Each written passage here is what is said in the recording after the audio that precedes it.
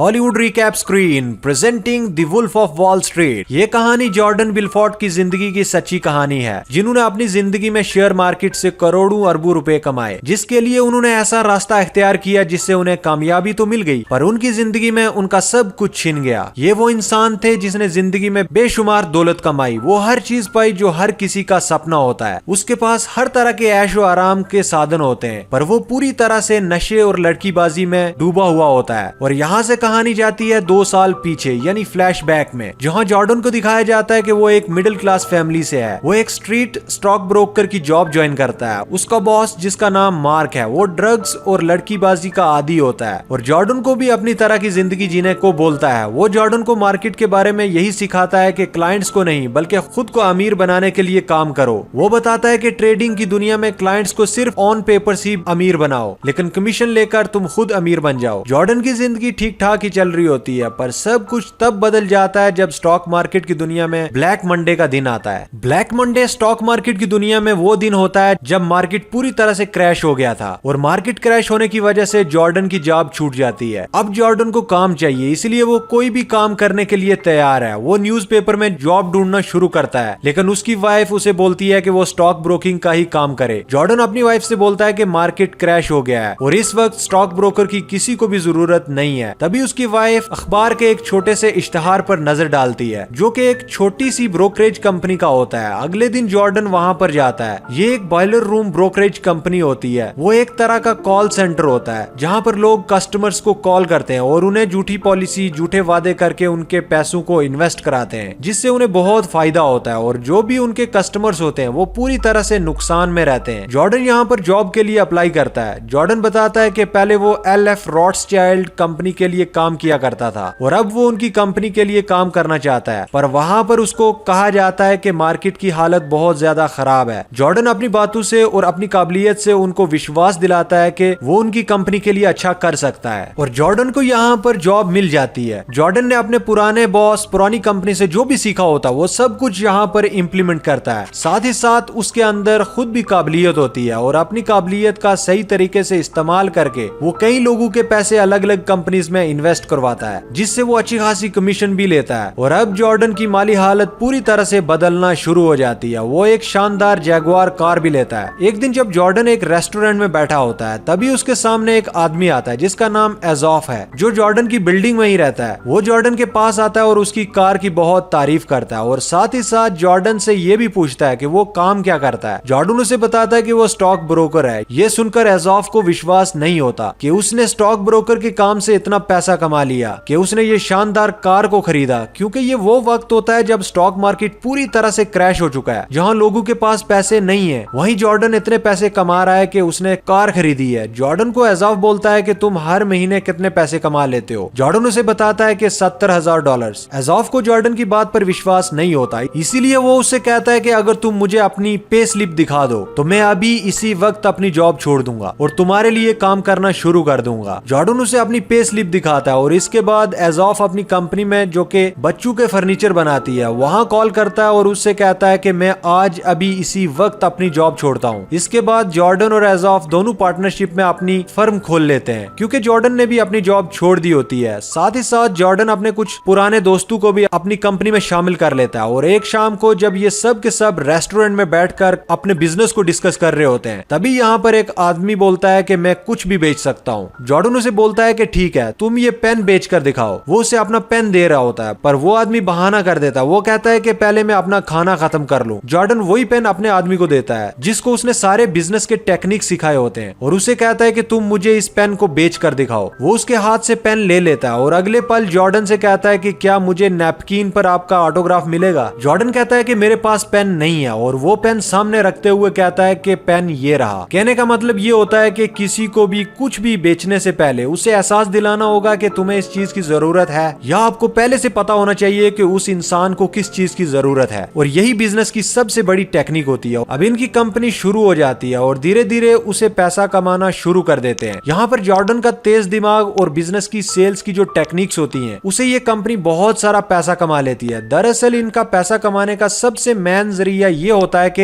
ये एक तरफ तो अपने क्लाइंट्स को बहुत बड़ी बड़ी कंपनीज के शेयर खरीदवाते हैं ताकि वो इनके ऊपर आंख बंद करके भरोसा करना शुरू कर दें। दूसरी दूसरी तरफ उन्हीं क्लाइंट्स को ये छोटी कंपनीज के शेयर खरीदवाते हैं, जो सारे के सारे शेयर्स इनके पास होते हैं। ये अपने क्लाइंट्स को बताते हैं कि इन शेयर्स को खरीदने से भविष्य में उन्हें बहुत फायदा होगा, और जो शेयर्स 500 रुपए का होता है वो इसी शेयर को अपने क्लाइंट्स को लगभग दुगनी कीमत पर बेचते हैं, जिससे इन्हें तो बहुत फायदा होता है लेकिन इनके क्लाइंट्स को पूरी तरह से नुकसान होता है। और इस तरह के काम को कहा जाता है पंप एंड डंप, यानी कि किसी को झूठ बोलकर मिसगाइड करके कम दामों के शेयर्स को ज्यादा पैसों में खरीदवा देना और पूरा प्रॉफिट खुद ले लेना। अब जॉर्डन की कंपनी स्टेटन ओकमान धीरे धीरे आसमान छूने लगती है और जॉर्डन का स्टाफ भी बहुत बढ़ जाता है, और इसी दौरान जॉर्डन का नाम फोर्ब्स मैगजीन में छपता है। हालांकि मैगजीन में उसके बारे में नेगेटिव चीजें भी लिखी होती हैं, लेकिन ये मैगजीन इतनी बड़ी होती है कि इस मैगजीन में नाम आने के बाद वो पूरी तरह से फेमस हो जाता है, और हर रोज उसकी कंपनी में 100 से भी ज्यादा लोग काम मांगने के लिए आते हैं। धीरे धीरे वक्त बीतता है और अब जॉर्डन की मुलाकात एक लड़की से होती है जिसका नाम न्योमी होता है। न्योमी को देखते ही जॉर्डन को उससे प्यार हो जाता है और धीरे धीरे इनकी दोस्ती प्यार में बदल जाती है। ये फिजिकली एक दूसरे के बहुत क्लोज आ जाते हैं, और जॉर्डन की पत्नी को इनके रिश्ते के बारे में पता चल जाता है, जिसकी वजह से जॉर्डन और उसकी पत्नी का डाइवोर्स हो जाता है। डाइवोर्स के बाद जॉर्डन न्योमी से शादी कर लेता है और ये शादी बहुत ही शानदार तरीके से होती है। इसमें वो बहुत पैसा खर्च करता है, साथ ही साथ वो अपनी पत्नी न्योमी को एक यॉट भी गिफ्ट करता है। अगले 18 महीने तक ये दोनों एक दूसरे के साथ बहुत अच्छा वक्त गुजारते हैं, यहाँ तक कि जॉर्डन एक नया घर भी खरीद लेता है जहाँ नौकर चाकर और दुनिया की सारी सुख सुविधाएं होती हैं। पर कुछ दिनों के बाद जॉर्डन की पत्नी उसकी अयाशियों से परेशान हो जाती है और अब इन दोनों के बीच में नोकझोंक होना शुरू हो जाती है। वहीं FBI की नजर जॉर्डन की कामयाबी पर पड़ती है और उनके हाथ उसकी दूसरी शादी के टेप लगता है, जिससे वो भांप लेते हैं कि जॉर्डन काफी अच्छे पैसे कमा रहा है, और अब FBI उनकी कंपनी के ऊपर इन्वेस्टिगेशन करना शुरू कर देती है। इसी बीच जॉर्डन $22 मिलियन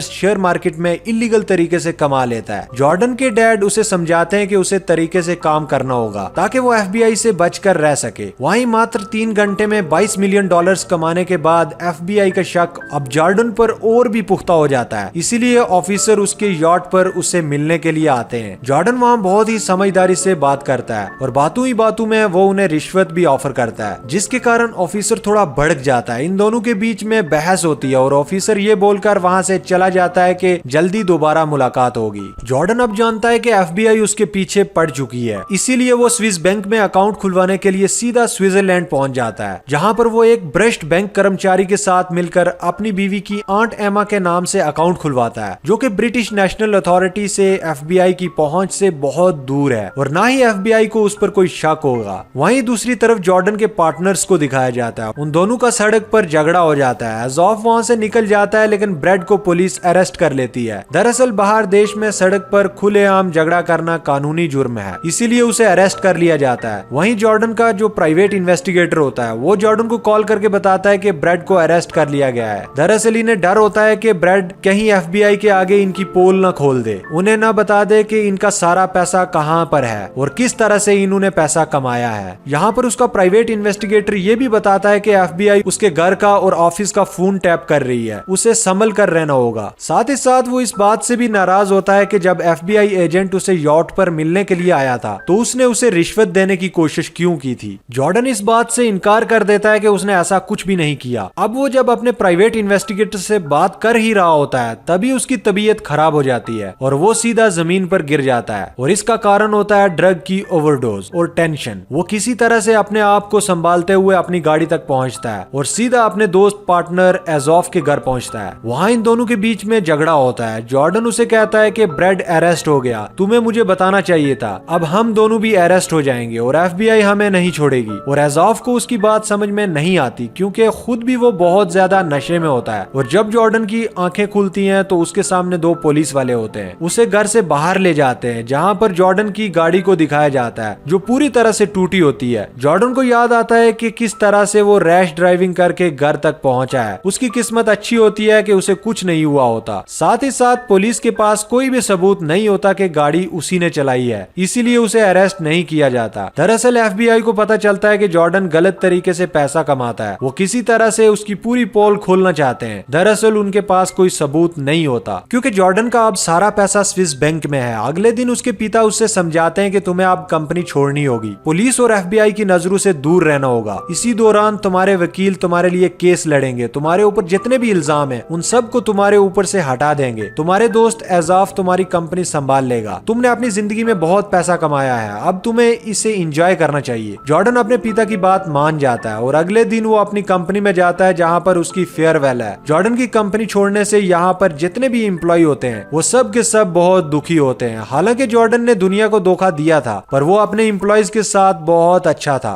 उसने सबकी कहीं ना कहीं मदद की थी। वो अपनी स्पीच में अपने पुराने दिन भी याद करता है जब उन्होंने कंपनी नई नई शुरू की थी। यहाँ पर जितने भी एम्प्लॉयज होते हैं वो सब के सब इमोशनल हो जाते हैं, उनकी आंखें नम हो जाती हैं। पर अगले पल जॉर्डन डिसाइड करता है कि वो कंपनी नहीं छोड़ेगा, वो यही इसी कंपनी में काम करेगा जिसने उसे जिंदगी में सब कुछ दिया। और उसके इस फैसले से उसके सभी एम्प्लॉयज बहुत खुश हो जाते हैं। वहीं दूसरी तरफ 3 महीने की सजा काटने के बाद ब्रेड जेल से बाहर आता है। उसने FBI को जॉर्डन, एजॉफ और उसके काम के बारे में कुछ भी नहीं बताया होता। इस बात से जॉर्डन बहुत खुश होता है। वो उसके लिए एक बहुत बड़ी पार्टी ऑर्गेनाइज करता है। वो उसे बहुत सारे पैसे भी ऑफर करता है, लेकिन ब्रेड कहता है कि अब वो उनके साथ काम नहीं कर सकता। दरअसल उसे एहसास हो गया होता है कि उनके पैसा कमाने का तरीका गलत है, इसीलिए वो इनके साथ छोड़ देता है। वहीं अब FBI जॉर्डन के स्टाफ से भी इन्वेस्टिगेशन करती है, पर कोई भी जॉर्डन के खिलाफ नहीं बोलता, इसीलिए FBI को कोई सबूत नहीं मिलता। धीरे धीरे वक्त बीतता है और 3 साल और बीत जाते हैं और ये वक्त होता है सन 1996 का, जहाँ पर जॉर्डन और एजॉफ अपनी अपनी पत्नियों के साथ यॉट से इटली जा रहे होते हैं। और तभी उन्हें पता चलता है कि आंट एमा को हार्ट अटैक आया था, जिससे उसकी मौत हो गई। ये सुनकर जॉर्डन पूरी तरह से परेशान हो जाता है, क्योंकि उन्हीं के नाम पर उसने स्विस बैंक में अकाउंट खुलवाया था। उसका जितना भी ब्लैक मनी है वो सब का सब आंट एमा के अकाउंट में है। स्विस बैंक के एम्प्लॉयज जॉर्डन को कॉल करता है, उसे बताता है कि उसे जल्द से जल्द यहाँ पहुंचना होगा, नहीं तो उसका सारा का सारा पैसा डूब जाएगा। हालांकि जॉर्डन की पत्नी कहती है कि उन्हें उसकी आंट की फ्यूनरल पर लंदन जाना चाहिए, पर जॉर्डन कहता है कि तुम्हारी आंट अब इस दुनिया में नहीं रही, वो मर चुकी है, उनकी डेड बॉडी कहीं नहीं जाएगी। लेकिन अगर मैं नहीं गया तो मेरा सारा पैसा चला जाएगा। वो यॉट के कैप्टन को कहता है कि यॉट को यहाँ से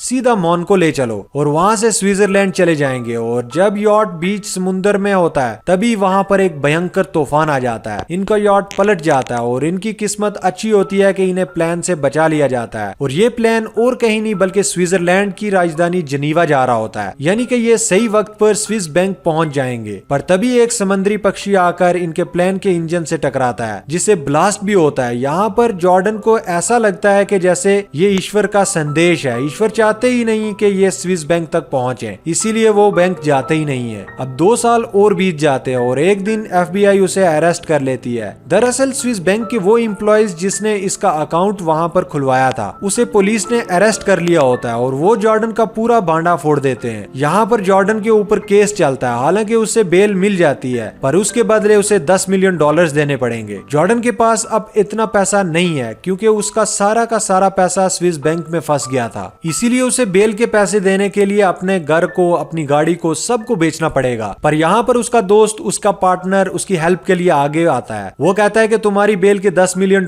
मैं चुका दूंगा। जॉर्डन इस बात से बहुत खुश होता है और अपने दोस्त को अपने गले से लगा देता है। जॉर्डन जब घर जाता है तो उसकी पत्नी उसे कहती है कि मैं तुम्हें डाइवोर्स देना चाहती हूँ, और साथ ही साथ वो ये भी कहती है कि बच्चों की कस्टडी में अपने पास रखूंगी। इस बात से जॉर्डन को बहुत गुस्सा आता है। वो बहुत सारा ड्रग्स ले लेता है, अपनी बेटी को उठा लेता है और नीचे गैरेज में खड़ी गाड़ी में बिठा देता है। यहाँ पर उसकी पत्नी भी आती है। वो एक रॉड से उसके शीशे पर वार कर देती है। तभी जॉर्डन अपनी गाड़ी को बैक करके बाहर ले जाता है। उसकी स्पीड इतनी होती है कि पीछे दीवार के साथ टकरा जाती है। उसकी पत्नी अपनी बेटी को यहाँ से ले जाती है और ये वो पल होता है जब जॉर्डन अपने परिवार को हमेशा के लिए खो देता है। अगली सुबह ऑफिस जाने से पहले FBI वाले जॉर्डन की चेस्ट पर एक माइक लगा देते हैं, ताकि वो अपने कोलीग से जो भी बातें करे उन्हें सुनाई दे और जॉर्डन के कोलीग्स के खिलाफ FBI को सबूत मिल जाएं। दरअसल यहाँ पर जॉर्डन अब एक सरकारी गवाह बन गया होता है, क्योंकि वो जानता है कि अगर उसने ऐसा नहीं किया तो उसे बहुत लंबी सजा होगी। वो ऑफिस जाता है और ऑफिस जाने के बाद जब वो अपने दोस्त एजॉफ से बात कर रहा होता है तो वो पीली चिट पर उसे लिख कर देता है कि मेरी सारी बातें FBI सुन रही है, इसीलिए अपना कोई भी राज मत खोलना। दरअसल वो चाहता है कि उसका दोस्त एजॉफ बच जाए। अगली सुबह जॉर्डन के घर पर FBI का ऑफिसर आता है और वो उसे वही येलो पेपर दिखाता है जिस पर उसने अपने दोस्त एजॉफ के लिए नोट लिखा था। इसीलिए FBI उसे अरेस्ट कर लेती है। साथ ही साथ उसके ऑफिस में भी रेड पड़ती है, जहाँ पर FBI बहुत सारे लोगों को अरेस्ट कर लेती है और अब जॉर्डन का ऑफिस भी हमेशा के लिए बंद कर दिया जाता है। जॉर्डन के ऊपर मुकदमा चलता है और उसने FBI की की जो मदद की होती है उसकी वजह से उसे 36 महीने यानी कि 3 साल की सजा होती है, पर उसे 22 महीने में ही छोड़ दिया जाता है। जेल से छूटने के बाद वो सेमिनार करता है जहाँ पर वो लोगों को सेल्स की टेक्निक सिखाता है। यहाँ पर वो अपनी जेब से पेन निकालता है और सेमिनार में बैठे हुए लोगों को पूछता है कि अगर आपको मुझे इससे बेचना हो तो आप कैसे बेचोगे। सब पेन के बारे में बहुत बड़ी बड़ी बातें करते हैं, लेकिन जॉर्डन को जिस आंसर का इंतजार होता है वो उनमें से कोई भी नहीं देता। और इसी के साथ ये कहानी, ये फिल्म यहीं पर खत्म होती है। ये फिल्म 2013 में रिलीज हुई थी। IMDb पर इसकी रेटिंग है 8.2। इस मूवी का बजट था $100 मिलियन का और बॉक्स ऑफिस पर इसने कमाई की थी $392 मिलियन की। उम्मीद करते हैं कि ये कहानी आपको पसंद आई होगी। कहानी कैसी लगी ये कमेंट में जरूर बताएं। चैनल को सब्सक्राइब करें और वीडियो को लाइक कर दें।